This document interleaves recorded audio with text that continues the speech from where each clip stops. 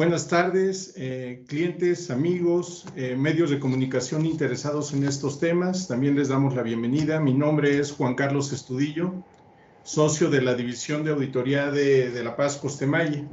El día de hoy estamos, y nos da mucho gusto estar reunido con ustedes para platicar sobre diversos temas que nos parecen que debieran ser útiles para la gestión en sus negocios y las decisiones que toman en el día a día.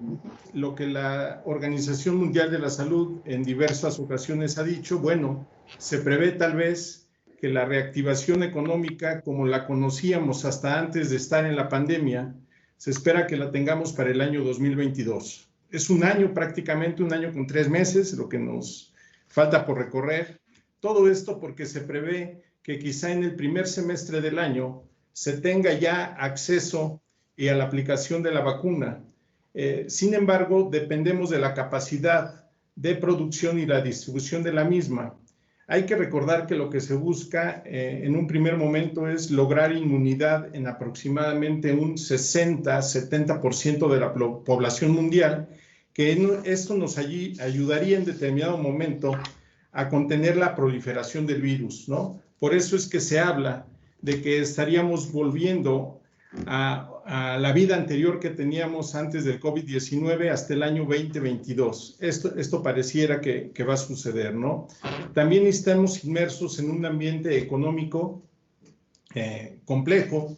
Hay que recordar que se vienen elecciones en Estados Unidos. Para el próximo año tenemos elecciones de diferentes gobernaturas en estados. Y pues evidentemente tenemos una serie de información, yo diría, tenemos un cóctel de información que a través de esta plática pues queremos poner a su alcance para que este sea útil. Consideramos que es información útil para la toma de decisiones y la gestión de sus negocios. Entonces, pues dada esta situación, esta es una de tantas pláticas que vamos a tener en la firma. Es una serie de pláticas que estaremos teniendo durante este año, durante lo que resta del año y el siguiente año, de diversos temas que nos han mostrado y que nos han comentado a través de diversos foros que vale la pena compartir con ustedes. Sin más preámbulos, quisiera darle la bienvenida a Juan Pacheco del Río, socio director de la firma, que el día de hoy nos va a apoyar hablando de las perspectivas económicas y de algunos otros temas que consideramos importantes poner a su alcance. Nuevamente, gracias y sean ustedes bienvenidos. Hola, buenas tardes. Juan Pacheco por acá. Nuevamente, gracias por compartirnos esta hora en el evento que preparamos en la firma para ustedes. ¿Qué vamos a ver esta mañana? ¿Hacia dónde vamos? Esta recuperación económica, temas difíciles, algunos con buenas noticias, como es el trabajo en casa, las finanzas públicas muy enredadas y variables macro que afectan nuestro quehacer de negocios todos los días, lo que es la inflación, el dólar y la tasa de interés. Estos son básicamente los temas que resumimos para ustedes. Espero que sean de su interés. En trabajo en casa, sin duda, aquellas empresas que sobrevivieron, quienes sobrevivieron, aquí lo remarco, tuvieron un incremento en la productividad. Sin duda ha sido algo trascendente en donde las empresas han podido transitar en esta mayor productividad. ¿Qué se incrementó? Casi una tercera parte, 28%, según Coparmex, y es un estudio de este año en el verano. Es muy fresca la información de Coparmex. El 28% de las empresas incrementaron su productividad, que es muy importante, aquellas que sobrevivieron. ¿Cuántas de estas pequeñas y medianas empresas tuvieron que cerrar sus puertas? Los tiempos de traslado disminuyeron radicalmente. No nada más personales, sino también socialmente. El 53% de los trabajadores de home office hacen menos descansos durante su jornada laboral. Esto es muy trascendente porque tenemos que acostumbrarnos a que estamos trabajando distinto. Al estar en casa, tenemos jornadas laborales mucho más largas. Los colaboradores trabajando en este esquema de home office crecieron hasta casi 2/3 partes de los negocios. Es un número impresionante, obviamente obligados a aquellas empresas o negocios que tenemos el privilegio de que pudimos trabajar desde casa. Lo hemos hecho a regañadientes y forzados, pero finalmente pudimos trabajar en casa. ¿Qué es importante? Y esto es una muy buena noticia para aquellas personas impedidas que estaban de salir por muchas razones, ¿no? Invalidez, edad, apariencia, porque estaban enfermos, porque estaban una edad avanzada, quienes viven en lugares aislados o quienes no podían trasladarse porque tenían que atender a otras personas. Todo esto crea una competencia brutal. Si antes el mercado tenía una oferta de 100 personas por un empleo, el día de hoy ya hay 120 compitiendo por ese mismo empleo. ¿Y qué creen? Hay menos fuentes de trabajo. Entonces, es muy bueno porque incluye a esta parte de la población que no tenía acceso a estas fuentes de trabajo, pero al mismo tiempo es una presión brutal para la economía, que le hace falta creación de empleo. Ahorita hay más gentes buscando y compitiendo por este empleo.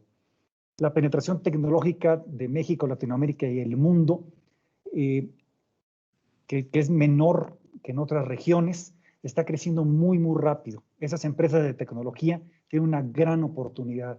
Y si no, pregúntenle a Amazon el crecimiento brutal que ha tenido. Por supuesto, sin duda ha habido ahorros tanto para los empleados en el transporte que platicábamos, y no nada más lo que se gastaban físicamente en el pago de transporte, sino en el tiempo, como veíamos. Las empresas también. Las empresas eventualmente llegarán a reducir sus espacios de oficina, el consumo energético, luz, teléfono, agua, caramba, hasta el papel y el jabón para el baño, ¿no? Todo eso se dejó de consumir de una manera drástica y sin previsión alguna. Bienes de capital también, los proyectores, las capacidades tecnológicas que tenían en las oficinas, ahorita ya se están haciendo eso en la casa de cada uno de nosotros, quienes tienen ese privilegio de equipar sus casas. Lo bueno para uno es malo para otros. Las industrias del transporte y las inmobiliarias están pasándola muy, muy mal. Una gráfica creo que representa muy claramente esto. La productividad laboral en base a las horas trabajadas de un incremento muy trascendente. Dirán, son 2 puntos la diferencia de lo que veníamos en otros años. Esos 2 puntos implica un brinco altísimo.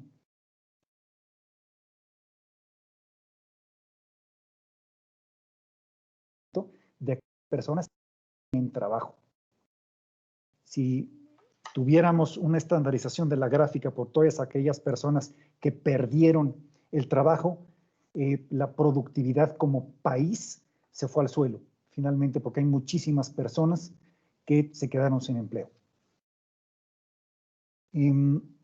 Otro tema, sin duda trascendente, y que estaremos buscando atender sus dudas, finalmente es una parte esencial de nuestra chamba.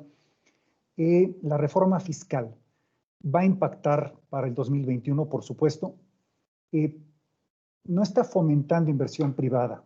Veremos más adelante en la presentación la noticia el día de ayer en la prensa, en donde el plan de infraestructura es muy, muy agresivo, pero no está fomentando como tal la inversión privada en las pequeñas y medianas empresas. Son grandes proyectos de infraestructura, construcción de aeropuertos, carreteras, el tren de Querétaro nuevamente. Todo esto son grandes proyectos de gobierno con participación privada, pero finalmente es infraestructura en donde la inversión privada, pequeñas y medianas empresas, no está llegando. No establece más impuestos, eso fue promesa de campaña del actual presidente. Lo estará cumpliendo, por lo menos ese es el proyecto que ya llegó al Congreso, pero lo malo es de que está tendiente a endurecer los esquemas de fiscalización. Quienes ya estamos dentro del padrón fiscal tendremos muchos más problemas y más exigencias para cumplir nuestro cumplimiento fiscal. disminuye la retención de los intereses pagados por el sector financiero. Es importante esto, finalmente está permitiendo la creación de acumulación de riqueza, que esto en manos del sistema financiero mexicano permitirá el dar crédito con estos recursos que los ahorradores mexicanos o extranjeros puedan hacer en el sistema financiero en México. Un tema muy polémico han sido las donatarias. Las donatarias en el 2021 van a tener muchísimos más problemas administrativos para mantener su privilegio de recibir donativos con deducción fiscal. Están poniendo muchísimos más requisitos y si ya durante los últimos par de años han tenido las donatarias un calvario para sobrevivir, muchas de ellas dependían de estos donativos de terceros, no les alcanzan con los propios recursos para poder funcionar y cumplir la labor social diaria que no puede hacer. La parte privada de las donatarias va a tener un problema brutal para mantenerse vivo. Les sugerimos aquí muchísima paciencia y reforzar la labor administrativa para lograr tener esa parte de cumplimiento fiscal en orden. Es un cambio importante. Todos aquellos que participen en patronatos o en asociaciones civiles, fundaciones, métanse de lleno. Es un tema muy trascendente que sin duda va a causar que muchas de ellas cierren sus puertas. Fortalece medidas contra la elusión fiscal. ¿Qué implica esto? Va a ser cada vez más difícil que no te cachen. Si ya los programas y los sistemas tecnológicos de la autoridad son cada vez más precisos, lo van a hacer mucho más. Ya no es un funcionario en Hacienda que decide si te revisan o no, si te piden información. Y es un algoritmo cada vez más preciso que te permite saber si estás con alguna medida o si se te olvidó un pago provisional o si no pagaste completo. Nos conocen con mucha más intimidad desde la Secretaría de Hacienda. ¿Qué es importante mencionar? Todo esto no está aprobado por el Congreso. En las próximas semanas, un par de meses, ya tendremos certeza de cuál será la realidad para el 2021. Entrando de lleno al tema central de la plática, ¿cuándo se van a recuperar estos niveles para 2019? Es complicado porque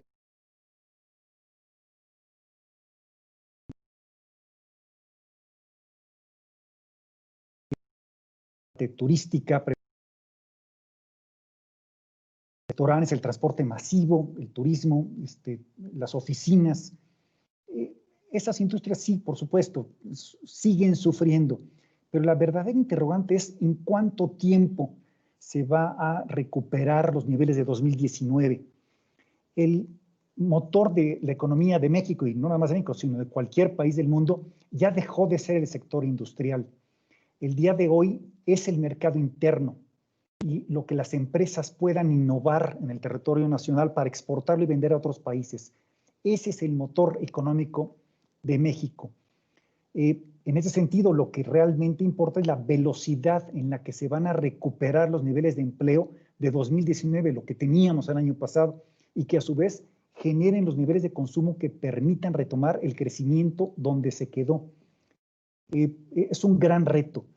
México, al no haberse endeudado para apoyar a sus empresas y ciudadanos, cerraron muchísimos negocios y los empleos se perdieron de manera permanente y el crecimiento potencial está en duda. Aquí una gráfica que refleja claramente la variación anual del empleo formal cayó de una manera estrepitosa en lo que va de este año. Llevamos ya 9 meses concluidos y realmente las gráficas son espeluznantes. Tengo que hacer mención de que esta fuente es del empleo formal. Imagínense cómo estaría la parte informal de pues, la tienda de jugos o el puestito de jugos de la esquina, el bolero de la esquina o finalmente todos aquellos que vendían sus productos En la banqueta la gráfica es muchísimo más pronunciada, no tenemos esos datos, pero serían escalofriantes el conocerlos.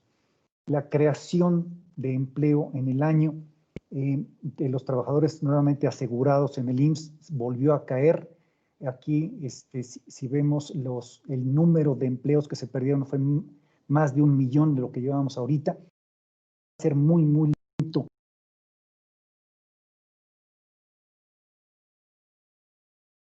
Claves para recuperar es el PIB y la deuda pública que está generando el gobierno. Hay un cociente que es la deuda del gobierno federal entre el PIB. El PIB es la riqueza que produce un país. El día de hoy estamos en 63%. Este 63%, ¿qué implica? Que la riqueza que genera un país, 63% se dedica a pagar esta deuda. Solamente Hacienda, en una posición, me atrevería a decir, muy obstinada, estima que puede bajar este cociente en los próximos meses, probablemente hasta el 59%. Esos 4 puntos pueden ser muy, muy importantes, sobre todo porque las calificadoras de valores que evalúan el papel de México como deuda soberana lo están viendo con lupa. Este cociente lo tendremos que seguir. El costo financiero de la deuda es importante porque no es lo mismo destinar el 1% del PIB a un interés del 3%, como lo estaba previsto para este año, que llegar a 3.6% en 2021 con la posibilidad de aumentar hasta el 4%. Son cifras que nos mueven drásticamente este indicador. La deuda pública de México sigue creciendo. Durante 2020, a pesar de fuertes presiones cambiarias, la Secretaría de Hacienda decidió aumentar la deuda en dólares, algo realmente que no soporta análisis académicos. ¿Por qué te endeudas en dólares? Obviamente ya rechazó el techo presupuestal en moneda extranjera que estableció el Congreso y nadie ha dicho nada. Son indicadores que pueden llevar a México a un problema con esta deuda soberana del sector público. Recordar que el sector público tiene deuda, no nada más el gobierno, sino que también ya por decisiones del Ejecutivo, ya también se absorbió en el gobierno la deuda de Pemex y de la Comisión Federal de Electricidad. Esta deuda neta en poder de terceros están hoy en deuda en niveles históricos. Nada de esta deuda ha llegado a las pequeñas y medianas empresas para proteger estos empleos que se siguen perdiendo. Todo es para mantener el gasto en programas sociales del gobierno federal. México tiene acceso a líneas de crédito preferenciales de crédito. Tanto la FED como el Fondo Monetario Internacional han dado estas líneas de crédito, pero México no las ha usado. Algo extraño porque son a tasas muy, muy baratas. Esto lo puede usar con interés cero, prácticamente cero. Hace un par de semanas, el subsecretario de la Secretaría de Hacienda, Llorio, dijo el plan de usar una lista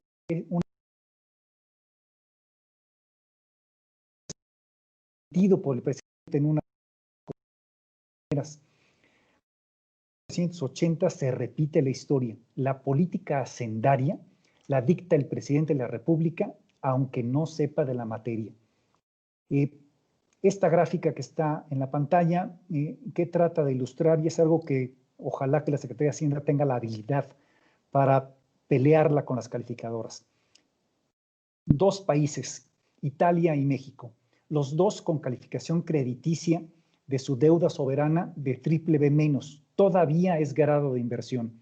Estamos todavía un par de escalones para llegar a bono chatarra. Ojalá que México no siga descendiendo en esta calificación. Tiene BBB- ambos países. Fíjense el porcentaje de la deuda de México con respecto a Italia. Es enorme la proporción de Italia de 2019. Tenía casi 140% del PIB de deuda. Ahorita está llegando al 160%. México, como vimos, está hoy en el 2020 en el 63%. Y sin embargo, Italia tiene una calificación triple B menos, igual que México. Ojalá que esta proporción del cociente deuda-PIB no sea un ingrediente que incline la balanza para que nos sigan bajando esta capacidad crediticia. Cae la recaudación, por supuesto un problema brutal, al no haber consumo interno, este mercado de todos los mexicanos que estamos consumiendo no tienen la capacidad de gastar dinero, y entonces aquellos impuestos dedicados al consumo, como es el impuesto de la renta, que de manera directa impacta, provoca una caída en la recaudación de la Secretaría de Hacienda y Crédito Público. Es muy importante señalar que ante la caída de esta recaudación se han utilizado los fondos que habían dejado las administraciones anteriores. Ya no hay colchón, ya se lo acabaron. A su vez, el SAT ha recuperado los litigios de grandes contribuyentes por una millonada, 150,000 millones de pesos, al llegar a diversos acuerdos con estos grandes contribuyentes. ¿Pero qué creen? Esto es de una sola vez, no se va a repetir. ¿Qué van a hacer en 2021? Gran incógnita. Las cuentas nacionales no se han deteriorado tanto gracias a estos fondos heredados del famoso neoliberalismo, que qué bueno que se crearon. Pero ¿qué creen? Ya se agotaron. Las cuentas alegres del 2021 van a pasar la factura y van a provocar serios problemas. Gobierno federal no tiene dinero. ¿Qué pendientes del presupuesto hay para 2021 que tenemos que tener muy en cuenta conforme se vayan desarrollando? Tiene tanto en la producción de los precios del petróleo. Pasamos de 3.4 millones de barriles diarios en 2004 a 1.59 en julio de este año. La solución a este problema, considerando que Pemex no tiene la capacidad de endeudamiento y tecnología para incursionar en aguas no someras, fue invitar al sector privado para que explore y explote estos recursos, pagando elevadas regalías. El presidente y su equipo ya deberían de haberse convencido de que sin estos recursos privados, la producción del crudo nacional seguirá bajando en los próximos años, afectando directamente los ingresos públicos, pero no hay cambio de rumbo de lo que ya se trazaron, a pesar de esta evidencia en contra de que es aplastante. Otro gran pendiente del presupuesto 2021 es la salud y las pensiones, este gasto en la persona, en los mexicanos, sobre todo porque la población sigue envejeciendo, aumenta el gasto en pensiones y en salud al tener que tratarse de enfermedades crónicas. Estos tratamientos son cada vez más caros, cada día se encarece y es más recurso federal destinado a ello. Mientras la economía crece al 2%, el gasto aumenta 5 veces más rápido. Para 2021, el gobierno no tiene más remedio que aumentar el gasto de pensiones al incrementarse el número de jubilados. Reduce el gasto en salud, lo cual es muy raro ante la crisis sanitaria que vivimos. Extrañísimo, por todas luces saca chispas. Esto se traduce en menos medicamentos disponibles para la población derechohabiente. Puede ser una bomba social y al mismo tiempo de un control brutal que está ejerciendo desde la Secretaría de Salud. Como y las pensiones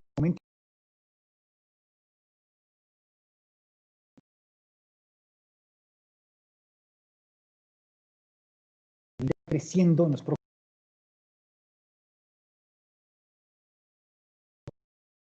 corriente. Los gastos del IMSS siguen cayendo, es otro gran agujero negro que es un barril sin fondo. Cayeron 4% los ingresos. De igual manera, ya vimos las gráficas de los empleados registrados en el IMSS. Siguen cayendo los ingresos del IMSS y de dónde van a sacar el dinero para las pensiones. La caída de ingresos presupuestales, la salida mágica del Congreso, que ahorita están discutiendo eso, fue decir, México va a crecer y va a crecer muy rápido en 2021. El proyecto del presupuesto que están analizando en el Congreso dice que México va a crecer el 4.6 en 2021. No hay manera de que crezcamos 4.6, después de que bajamos tanto este año, vamos a perder 10% de la riqueza del país en este año. El año que entra no podemos crecer 4.6. Y además, Pemex dicen que va a crecer 15%. Con estas dos variables, el presupuesto que va a aprobar la Cámara seguramente, ya equilibraron las finanzas públicas. Pero, ¿qué creen? Pues no se van a cumplir estos criterios. El gobierno dice que el gasto neto del gobierno es el 26%, pero esto es totalmente falso. Fíjense, si consideramos 1 billón de pesos, miles de millones para México, de los 6 billones, la gran mayoría se los gasta Pemex y la Comisión Federal de Electricidad, actividades que no son estratégicas y que la deberían de llevar a empresas privadas. Nada del gasto de Pemex y de la Comisión Federal de Electricidad tiene que ver con las labores de Estado, que deben de ser la seguridad, salud, educación o protección social. Eso es un gasto del Estado. No estar produciendo electricidad o compitiendo contra los privados en la producción de electricidad.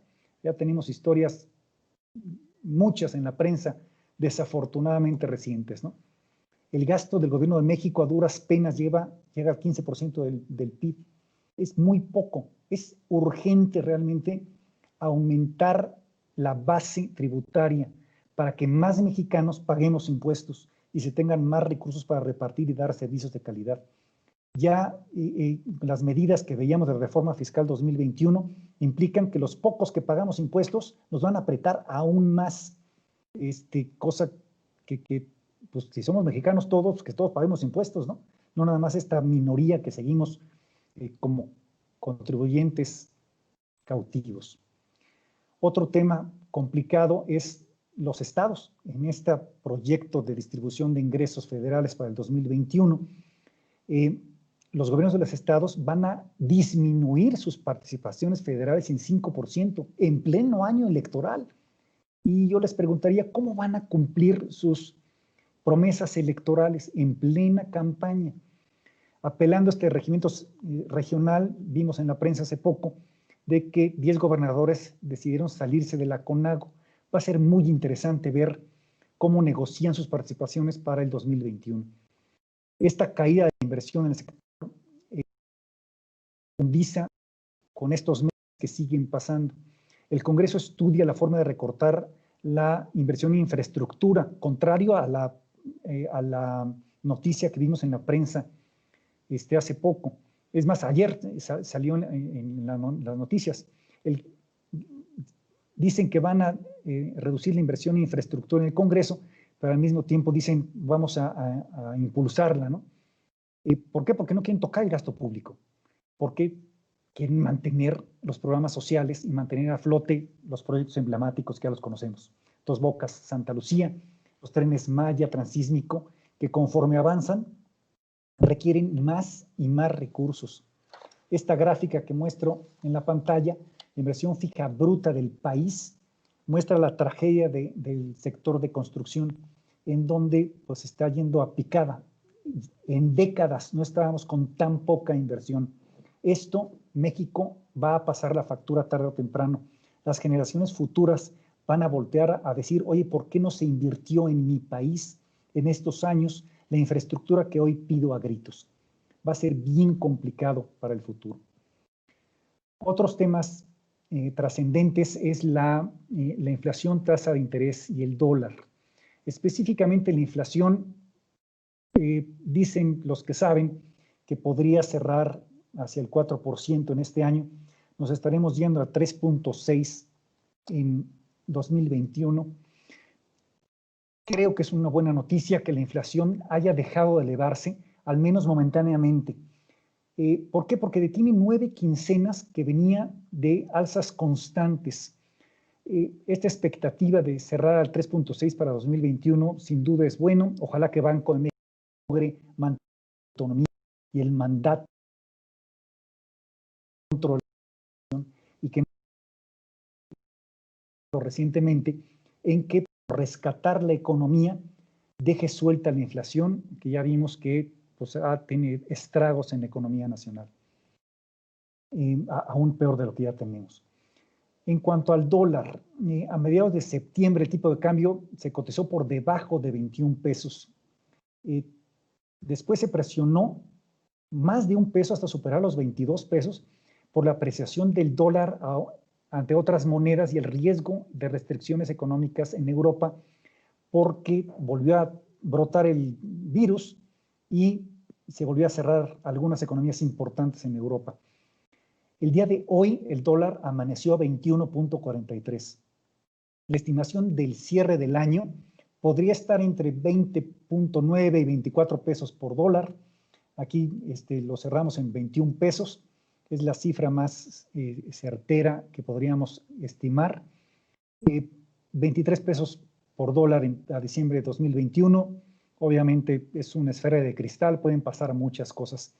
Para el dólar, el mayor riesgo para la inflación en el corto plazo es el nuevo confinamiento obligatorio que provoque una nueva caída en el precio internacional del petróleo y otra depreciación cambiaria del dólar, lo que daría lugar a presiones inflacionarias en todos los productos cotizados en esta moneda, en dólares. En el mediano plazo, que es 2021-22, si México pierde el grado de inversión, como platicaba antes, va a provocar una nueva depreciación cambiaria y presiones inflacionarias. Aquí tengo una gráfica de cómo se ha movido el tipo de cambio. En México se ve la subida muy trascendente, fruto de todo lo que vivimos por la pandemia. Y vemos también por qué el dólar no ha tenido tantas presiones cambiarias. Y dos fenómenos. Uno que juega en nuestra contra, que los residentes en el extranjero vendieron muchísimas posiciones que tenían en renta fija. Se fue en picada. Todos estos saldos dejaron de mantenerse por extranjeros y se tuvieron que comprar dólares para sacar estos dineros de la economía nacional. Esto es mala señal para el dólar, eso es una presión para el tipo de cambio. ¿Pero qué nos ha salvado? La última gráfica de abajo a la derecha, las remesas acumuladas. Le deberíamos de poner una estatua realmente, y una estatua en oro, en pleno paseo de Reforma, a todos los migrantes mexicanos que trabajando de sol a sol siguen mandando en cifras récord, como está en la gráfica mostrada, que nunca antes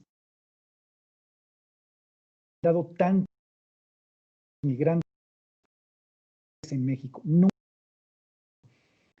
es aplaudible, dada la realidad de la economía, que también en Estados Unidos siguen sufriendo el encerrón del virus, que sigan mandando tanto dinero a México. Realmente es de aplaudir. En Banco de México tenemos la tasa actual que está por debajo de cuando redujo la tasa el Banco de México en 2009, que lo bajó hasta 4.5.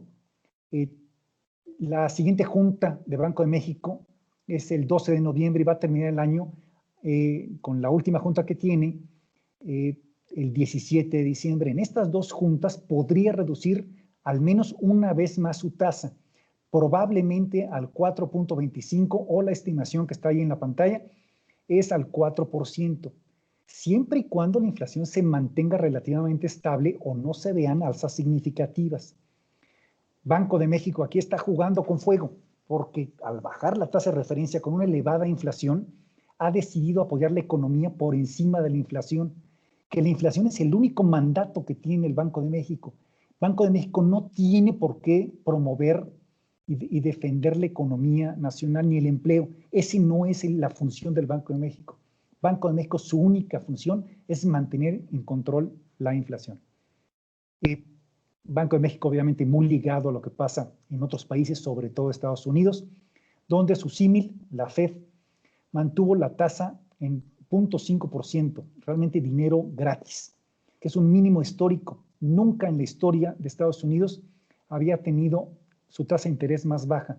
En la historia, si nos vamos a momentos mínimos, fue en 1945, cuando terminando la guerra, la Fed dijo: voy a bajar mi tasa de interés para financiar los gastos de la Segunda Guerra Mundial. Esto se los menciono para que vean el grado de gravedad que ven los gringos para defender su economía. Allá la Fed sí tiene un mandato dual de defender la economía y controlar la inflación, cosa que el Banco de México no tiene ese mandato dual. Ojalá que se mantenga la autonomía del Banco de México. Pasando al consumo interno y el reflejo del PIB. Que sigan dando, que aumentaron el 6% después de una caída que tuvieron del 25-26%. El PIB continúa bajando de manera muy importante. El 10%, lo comentaba antes, se estima que puede estar entre el 1 y 2%, crecer hasta el 2% en 2021, pero jamás la estimación de la Secretaría de Hacienda. Los niveles de construcción están muy, muy mal, está en problemas. Ojalá que este nuevo plan de infraestructura pueda tener un alivio. El Buen Fin, aquí me detengo con más pausa. Para esta edición de 2020, las empresas que quieran participar en el programa del Buen Fin van a tener que cumplir, además de todos los requisitos, con esto que pone la Secretaría de Hacienda. Si no tiene un RFC válido, el buscón fiscal activado y la famosa el formato 32D, que es la opinión de cumplimiento de obligaciones de manera positiva, no van a poder participar en el buzón fiscal, en el Buen Fin. Entonces tengan en cuenta ustedes que tienen empresas que quisieran participar en esto para lograr participar. El superávit, aquí tenemos de temas trascendentes como el superávit comercial que es récord, nunca tanta diferencia de las exportaciones con las importaciones, y no es porque hayan crecido mucho las exportaciones, sino porque las importaciones cayeron a niveles históricamente bajos. Aquí tendremos que seguir con mucha cercanía este indicador. Sin duda no es una buena noticia que las importaciones continúen cayendo. ¿El superávit comercial es bueno o malo? Realmente quienes vivimos las devaluaciones sexenales del 76, 82, 88, inclusive 94, se generó un déficit comercial muy importante. Pero hoy, 2020, es una muy mala noticia el superávit comercial porque refleja la caída de la demanda externa e interna y sobre todo una falta de confianza de los inversionistas en el futuro de México. Aquí, estas gráficas de las exportaciones, en donde sí se recuperaron, pero jamás a los niveles y mucho menos en los niveles de crecimiento que tenían hasta enero, febrero de este año. Estamos lejos de alcanzar esos niveles de crecimiento. Y la otra gráfica de la balanza comercial, en donde se nota un rebote, pero tiene un déficit. Si ven, todas las cantidades son negativas. Tener mucha precaución con estos indicadores. El crédito en México tiene un papel clave como en cualquier economía.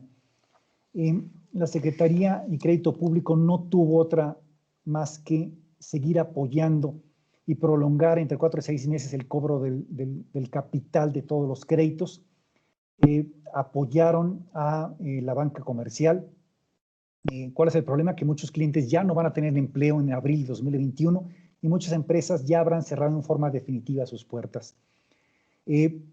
¿Cuál es un agravante serio? La autoridad no ha dicho los montos que cada banco ha dado a sus programas de reestructuración, por lo que no hay forma de saber qué banco podría quebrar en 2021. Recordemos que el IPAP solamente protege hasta 2,5 millones en caso de pérdida por cuenta por banco. Y obviamente el IPAP hoy ya ha dado un golpe muy fuerte por el banco FAMSA, como vieron hace un par de meses, el escándalo de la quiebra, ya el IPAP asumió esas posiciones de sus ahorradores. La cartera de crédito disminuye, hay menos colocación. Ante una menor actividad y también inversión, es lógico una menor necesidad de financiamiento. Las tarjetas de crédito bajaron, conforme pasan estos meses, los usuarios de tarjeta de crédito siguen liquidando sus deudas con los bancos y no estamos usando las tarjetas de crédito, a pesar de las peticiones y los ruegos de los bancos y establecimientos de que nos están diciendo gasten, gasten, gasten. La cartera de tarjetas de crédito de todo el sistema financiero cayó 11.3% en lo que va del año. Es muchísimo, muchísimo. Los personales, lo mismo, que se derrumbó 8.8%, casi 19%. Un dato curioso que afecta al crédito, los billetes y monedas en circulación, que aumentaron 17%. Este es el famoso M1 de las variables económicas. Banco de México reporta un alza importante en la cantidad de billetes y monedas en circulación, a pesar de que su uso podría implicar un mayor contagio en el uso que el uso de los medios electrónicos de pago. Los mexicanos con capacidad de ahorro estamos acumulando dinero en casa por cualquier contingencia, en lugar de gastarlo. Esto implica que es una mayor, o sea, reduce la velocidad del intercambio de la economía, y Banco de México tiene que invertir en la producción de más billetes y monedas para dar frente a esta demanda. Las hipotecas, a pesar de que estuvo cerrado el registro público en todo el segundo trimestre, está ajustando sus precios a la baja, en una clara tendencia de las originaciones de las hipotecas. Los bancos no están dando créditos hipotecarios. Sin embargo, los productos distintos de adquisición, tales como los financiamientos para pagos de pasivo y liquidez, muestran una clara tendencia alcista. El cambio de hipoteca entre bancos puede ser una excelente opción para quienes tengamos una hipoteca, tanto para el banco, que quiere ser más agresivo en sus colocaciones, como para el cliente, que busca mejores tasas y condiciones de pago. Otro tema es la cartera vencida, en donde programas de apoyo de autoridad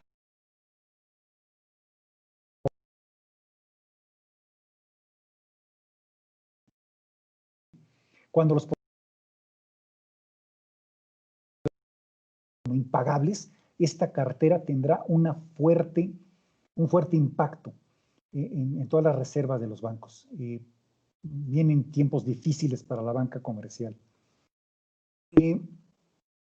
Los CDS es un seguro que cotiza en el mercado contra el impago del emisor, tal cual, es un seguro. En este caso, si el gobierno mexicano tiene un papel de 5 años y están referidos a la deuda mexicana y México no llegara a pagarlos, el crédito se cotiza y es un valor más que está en los mercados internacionales. ¿Cuál es el problema aquí? Que el CDS de México aumentó 39% solamente en septiembre. Y no está mal la lámina, en septiembre. Y fíjense a qué fecha estamos de septiembre. En unos cuantos días aumentó la prima, el valor de este seguro para México, cosa que es muy complicado. Sí, estamos mejor que Brasil, Sudáfrica, Turquía, Argentina y Colombia. Sí, pero no es consuelo. Finalmente, el mal de otros, consuelo de tontos. El riesgo de México aumentó muchísimo. No son buenas noticias para el país. De la Bolsa Mexicana de Valores, desde el 2 de julio, cuando arranca la nueva presidencia que estamos hoy en este sexenio, al día lunes la bolsa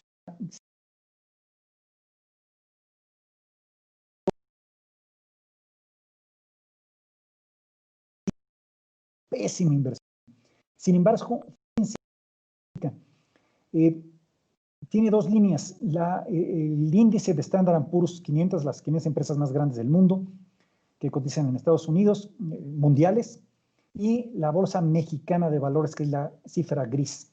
Este múltiplo implica en qué plazo voy a recuperar mi inversión. Standard & Poor's 500, la raya verde, dice que en 21 meses En 21 años voy a recuperar mi inversión. La Bolsa Mexicana de Valores está en 13. O sea, ¿qué implica esto? La Bolsa Mexicana de Valores está baratísima. ¿Cuál es el problema?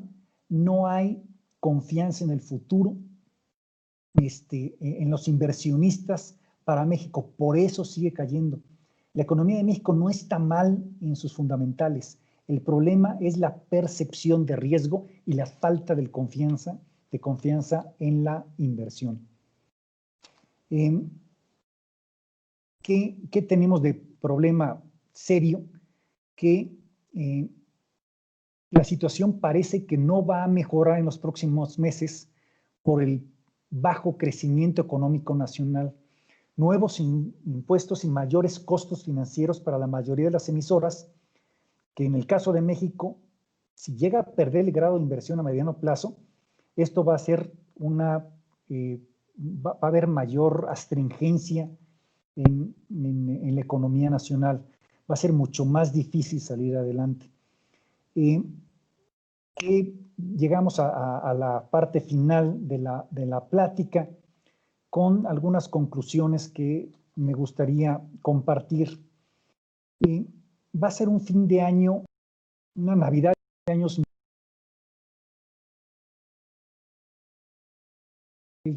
Quienes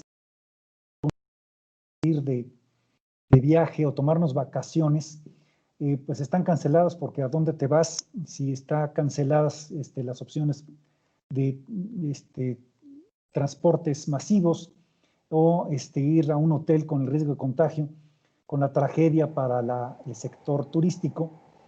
Va a ser muy complicado para México y el mundo.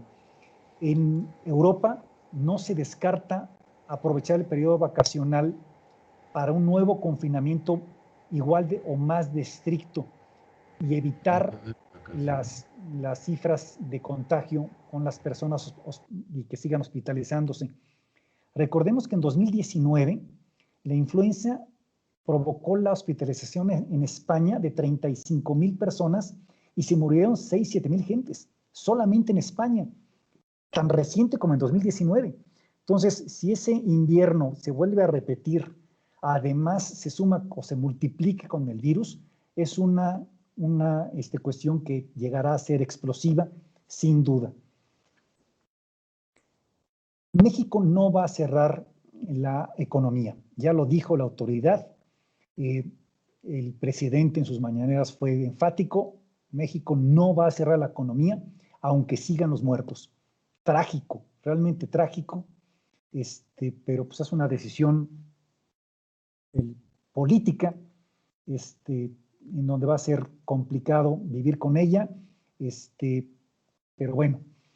El mercado interno, pocas noticias son tan malas para una economía como es la caída de la colocación de créditos, así como la cancelación anticipada o el pago anticipado de los créditos.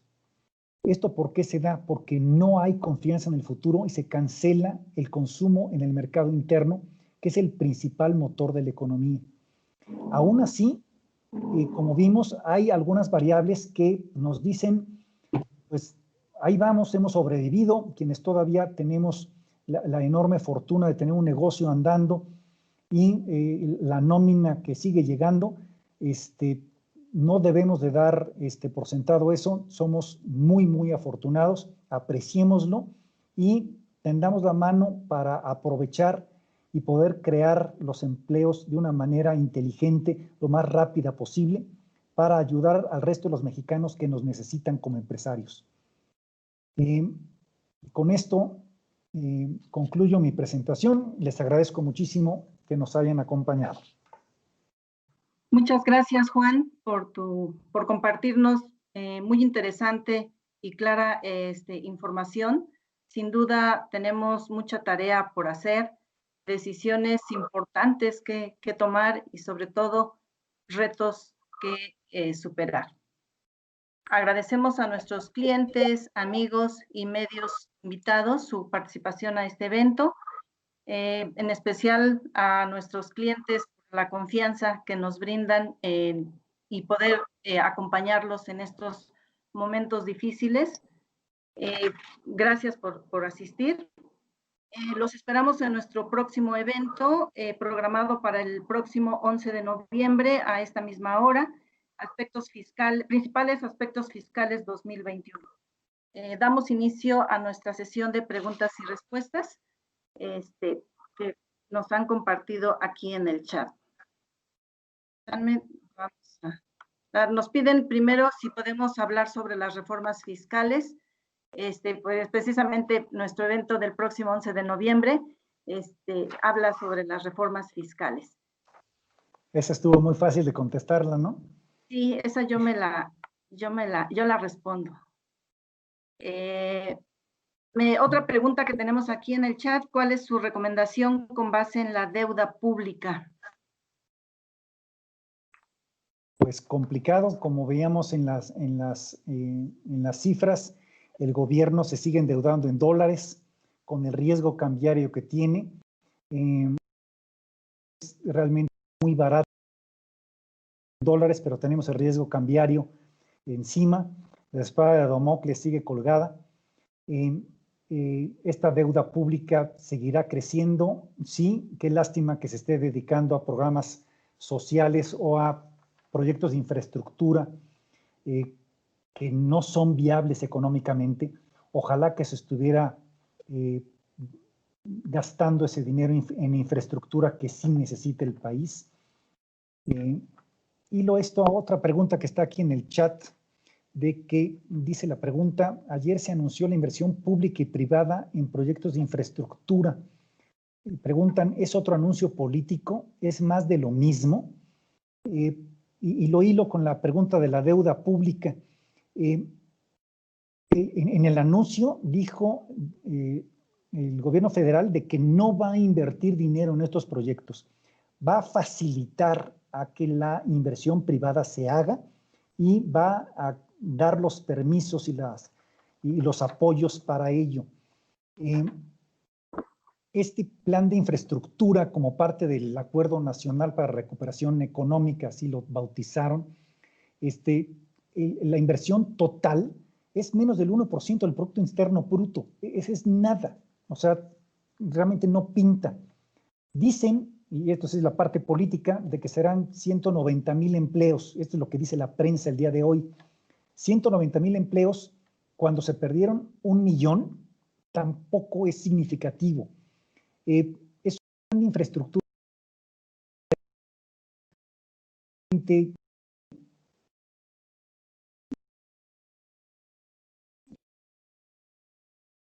una enfermedad. Es como darle a un paciente de cáncer una curita o una aspirina. No sirve, ¿no? La caída de la economía en México del menos 10% y la pérdida de este millón de empleos, parece ser que este plan de infraestructura pues no tiene la potencia necesaria para la urgente reactivación de la economía nacional. Insistiría de que esto es recursos privados en obras que pues ojalá funcionen y que no se conviertan en elefantes blancos, como han sido pues, los proyectos de Santa Lucía, Dos Bocas y el Tren Maya, de que en 10 años a ver si no están invadidos por la selva, porque no se pudieron llevar a cabo, ¿no? Gracias, Juan. Tenemos aquí otra pregunta. Si se recomienda cambiar las deudas en dólares a otras opciones. Pues ya ahorita, ¿para qué les diría? La expectativa, como veíamos, del tipo de cambio es que no se debiera de incrementar. Sí, solo sí se cumplen las variables que platicamos, ¿no? Si México pierde el grado de inversión de manera acelerada, pues obviamente el tipo de cambio se verá a las nubes. Si ya está en dólares la deuda, yo diría, pues ya recibiste el golpe. Es como asumir una pérdida innecesariamente. Pues ya quédate en dólares, ya que remedio, ¿no? Gracias. ¿Qué opinas sobre las declaraciones que afirman que el uso de tarjetas se ha ido hacia abajo porque la gente está ahorrando? Por supuesto, las cifras que emite la autoridad así lo demuestran.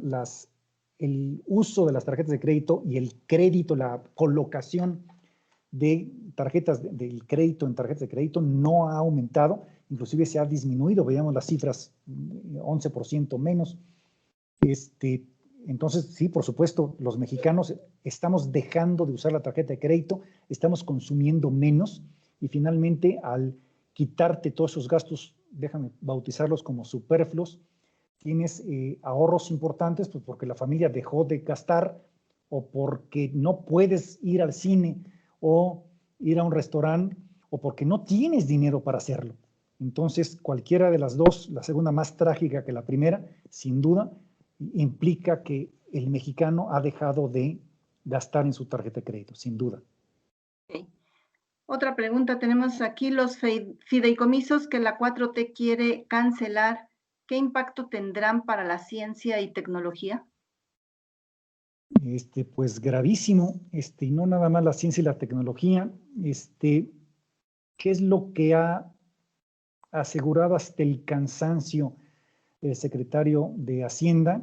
De que los beneficiarios no van a ser afectados, el dinero les va a seguir llegando, que solamente van a eliminar a los intermediarios. Si nos vamos un poquito a la historia de por qué se crearon estos fideicomisos, fue precisamente para quitar el control político y la tentación de utilizarlos en otras cosas. Estos fideicomisos nacen para que se destinen a lo que fueron creados y tener planes no nada más multianuales, sino multiseccionales. Si recordamos, hay investigaciones científicas, académicas, pues que no terminan en un par de meses, es imposible. Duran años, si no es que décadas. Creo que es un balazo en la pierna que se está dando México como país.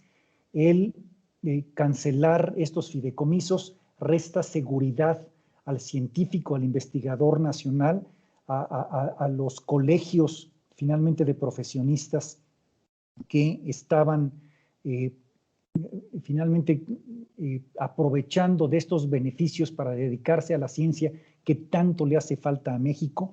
Y ahorita no nada más es la ciencia y la tecnología, que recordemos, estos fondos no nada más son para esto, los fideicomisos también hay la promoción del cine, en donde hay fondos muy exitosos, en donde es el cine y todas las bellas artes que se están apoyando, en donde esas industrias necesitan mucho más que otras tener ese apoyo de los fideicomisos. En el momento que se cancelen, cuando, caramba, yo les pregunto, ¿hace cuántos meses no van al teatro o a un cine? Pues esas industrias están arruinadas y además les quitas el fideicomiso. Híjole, va a estar requete complicada, muy, muy complicado el futuro. Creo que es una decisión 100% política. Qué lástima que la sociedad no ha podido pues hacerles frente y decir, oye, pues no, mano, esto no se hace así. Y obviamente la división de poderes y el que se proteja un poder al otro, pues en este caso no está funcionando. El Congreso está pintado del mismo color que el Ejecutivo. Tenemos bastantes preguntas todavía, Juan. Creo que hacemos la última. El resto de las preguntas serán contestadas vía correo por Juan directamente en el correo que dejaron al momento de inscribirse. Damos la última pregunta. ¿Crees que la tasa base objetivo de CETES se va a detener en 4% y se va a mantener, bueno, aquí dice 2019, supongo que es 2021? Depende. Si Banco de México deja la tasa líder, que finalmente es la tasa que mueve inclusive a CETES, ahorita está en 4.5, podrá bajar a 4.25 a 4, deberá continuar en esos rangos. Difícilmente lo veo que llegue a subir la tasa de interés y mucho más porque los créditos, si no se abaratan, la gente no va a tomar créditos. ¿Cuál es el problema ahorita mayúsculo para la banca comercial? No vas a dar un crédito si tu acreditado no tiene la suficiente fortaleza y capacidad de pago. Entonces es una tragedia realmente, como veíamos, la falta de colocación en el mercado, pues que no nada más obedece a estas tasas de interés, en donde veo muy difícil que suban, caramba, a un 5%, yo lo vería muy complicado. No creo que suban hasta el 5%. Deben de quedarse en el rango del 4, 4,5 por ahí. Gracias, Juan. Pues con esto damos por concluida nuestra sesión. Agradecerles a nombre de los socios y personal de la Paz Costemalle su participación en este evento. Que tengan un excelente día. Muchas gracias por participar.